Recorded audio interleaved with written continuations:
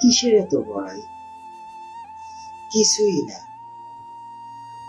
যত টাকার মালিক হন না কেন আপনি, মা বাবাকে কষ্ট দিয়ে আপনি শান্তি চান? কখনই শান্তি পাবেন না।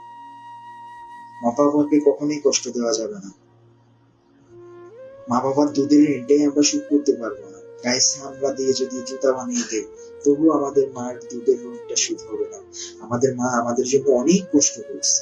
10 মাস 10 দিন গর্ভধারণ করে যে ব্যথাটা সহ্য করছে, ওই মাকে যদি আমরা কষ্ট দেই, বউর কথা শুনে মা বাবাকে কষ্ট দিই, বৃদ্ধ হয়ে গেলে মা বাবাকে অবহেলা করি, এটা কখনোই করা যাবে না।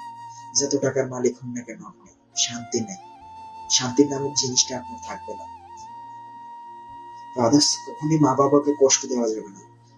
মা বাবা এরকম একটা জিনিস, মা বাবা সবসময় আপনার, যদি মা বাবার দোয়া সবসময় আপনার পাশে থাকে।